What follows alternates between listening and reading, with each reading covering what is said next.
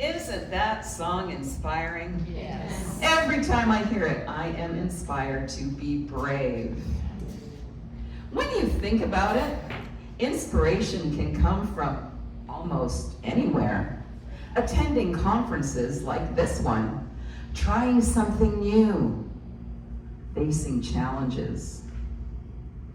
Perhaps a certain song will inspire you to get up and dance. Maybe a scent. I know that every time I smell hot buttered popcorn, I'm inspired to watch a movie. What about a smile? I love to see people smile, especially babies. I don't care if it's gas. It's beautiful. And a smile can inspire happiness. Memories are a tremendous source of inspiration. How many times when you get together with someone do you hear the phrase, "Do you remember when?" Memories inspire reliving magical moments. However, there is one place that I never expected to find inspiration, and that was through my grief. The Oxford Dictionary defines grief with one word: sadness. And then it goes on to state a very deep sadness, especially at the death of someone. But what that or any other dictionary fail to include is that it's through this sadness we identify as grief is where we can find strength, courage, hope, purpose, and yes, inspiration. How do I know this? Let me share a little bit about my story with you.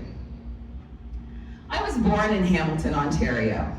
I graduated from Mohawk College with a diploma in broadcast journalism and immediately landed a job at a local radio station.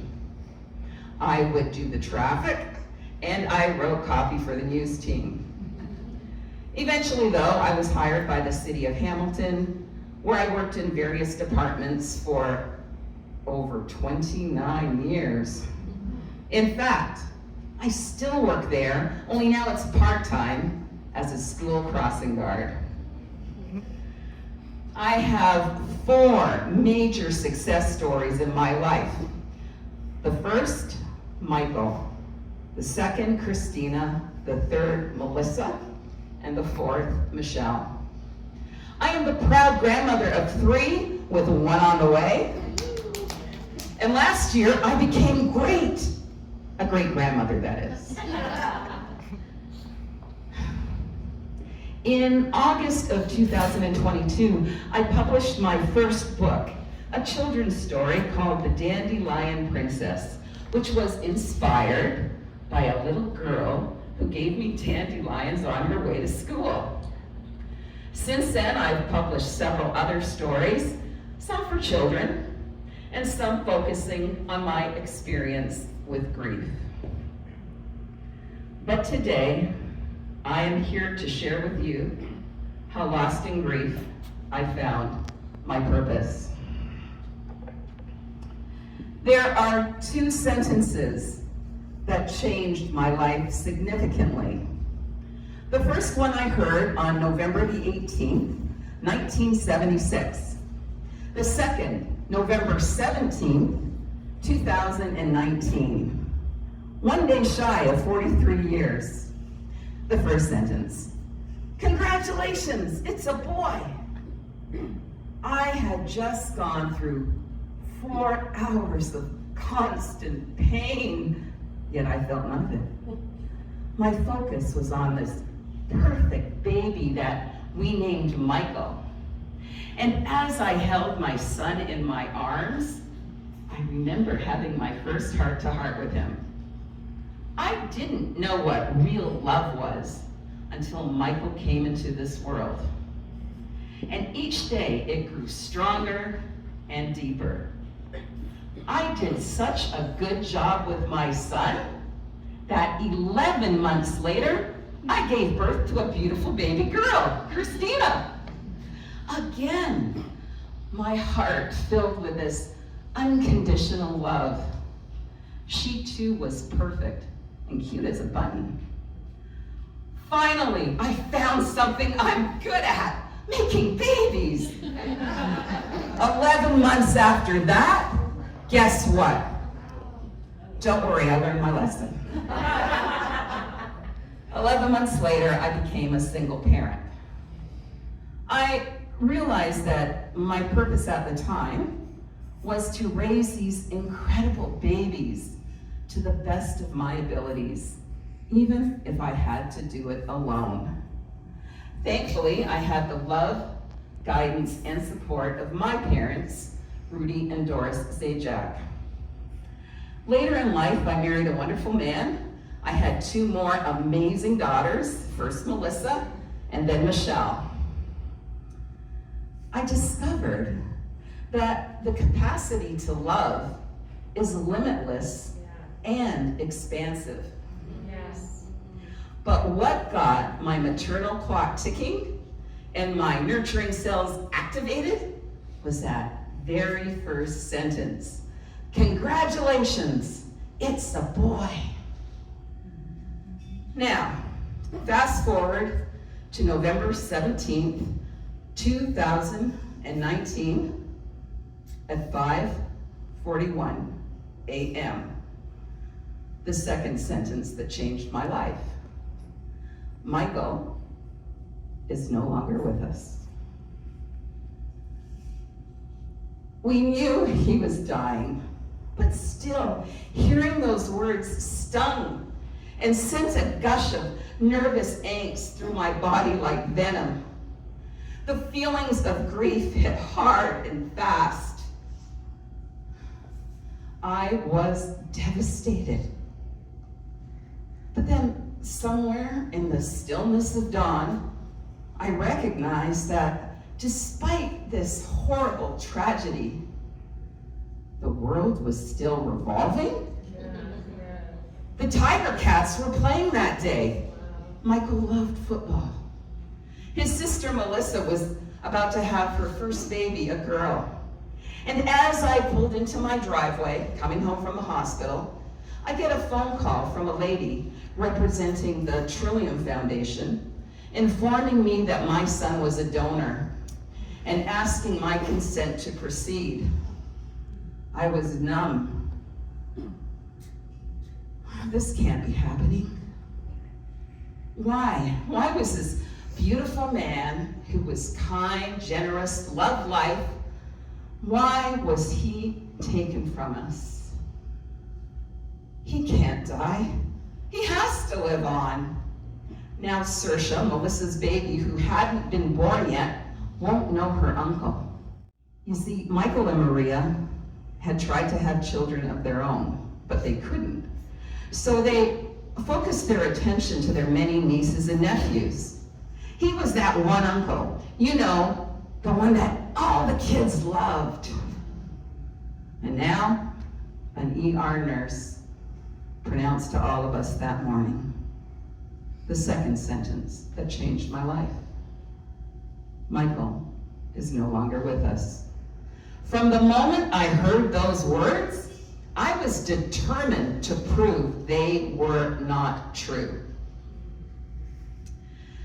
So, how did I break through the pain of my grief and find a way to carry on?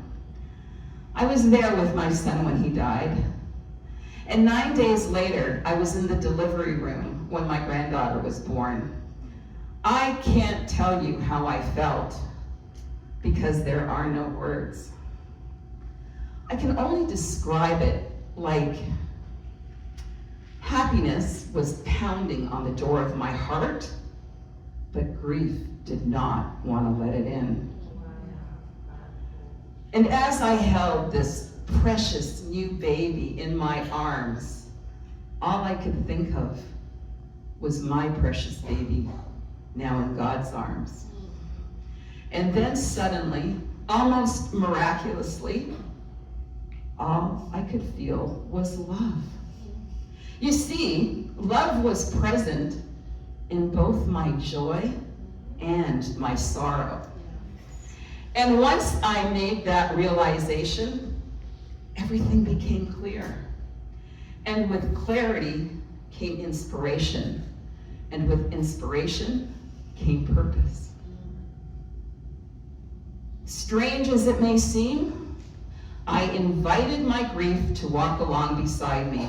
Because let me be clear, it never leaves, but it can absolutely manifest into something magnificent. And for me, that was writing. My first book was Saoirse's Angel, a mostly true story about hope after loss. Initially, I wrote it so that my granddaughter would know her Uncle Mike. But as I began to fill the pages, it became something more, almost as if it were inspired by a heavenly source. It's very personal, it's raw, and there is a twist that is revealed at the end. Now, although the story does not begin with once upon a time, let me assure you it absolutely ends with a happily ever after. The second story I wrote, One Little Stone. This is the same story told from two perspectives. In the first part of the book, it's the neighborhood children who see the lady across the street doing something odd and peculiar. And as kids do, they have fun with it. In the second half, it is revealed why the lady did what she did. I wrote this book to validate the grieving process. And also, there are a few examples of messages from heaven if you open your hearts to them. The third book, Jacob's Feather. How many of you believe in signs or messages from heaven? This is an actual experience that happened about 11 months after Michael died, which I crafted into a poem that I would like to share with you now. One day while I was working as a crossing guard nearby, a little boy looked very sad, for tears were in his eyes.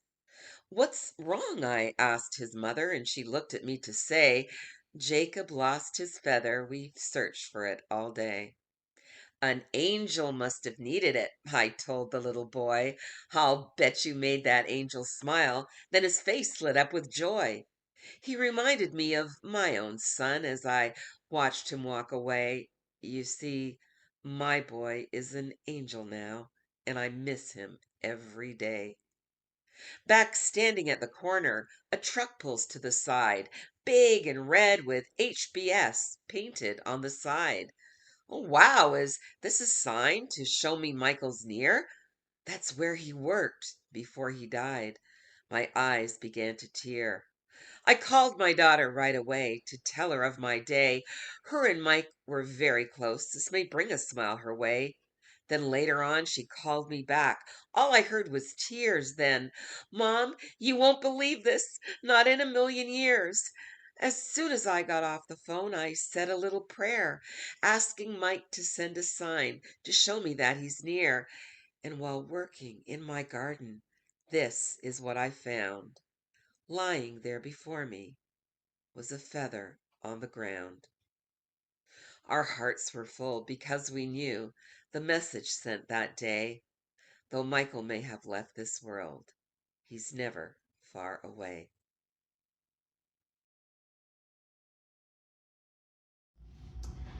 Everyone processes grief differently. But no matter how one deals with it, I have found the following 3 steps very helpful. I call it the 3 E's of grief. Number 1, embrace it. It's going to be there anyway. Cry if you feel sad. That's valid. Crying isn't a weakness. In fact, it's a strength. In the Maori culture, when someone cries, others will join them. Cry if you feel sad. Number 2, explore it. Look for the signs. Just because someone you love has left this world doesn't mean you stop making memories with them.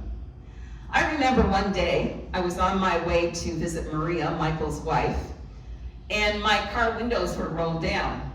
A motorcycle pulls up beside me. His music was blaring, but I recognized the song right away. It was Wonderwall by Oasis, one of Michael's favorite songs. Immediately, he was there with me. That experience became a wonderful memory that moments later, I was able to share with his wife. Number 3, express it. Talk about your loved one. Talk about your feelings. Don't keep it bottled up inside. Let it out. Write a story, fiction, nonfiction, it doesn't matter. What about creating a family memoir? Allow the love you share to be experienced for generations to come. Talk about it. However, if you find yourself constantly feeling blue, please seek professional help. Honor your loved one by taking care of someone they cared about you, and live a happy life.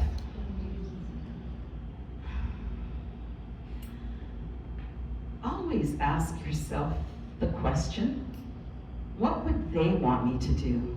How would they want me to handle this? You know you love them, but never forget they love you too. My friends, the death of a loved one is tragic. There is no denying it.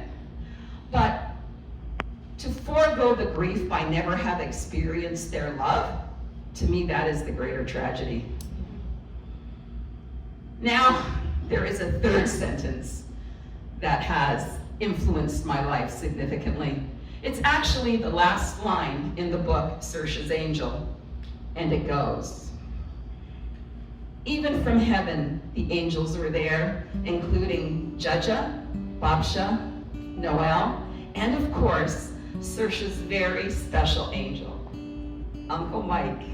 You see, Michael is with us, always and forever. May your angels guide you with comfort, happiness, love, and inspiration. Thank you.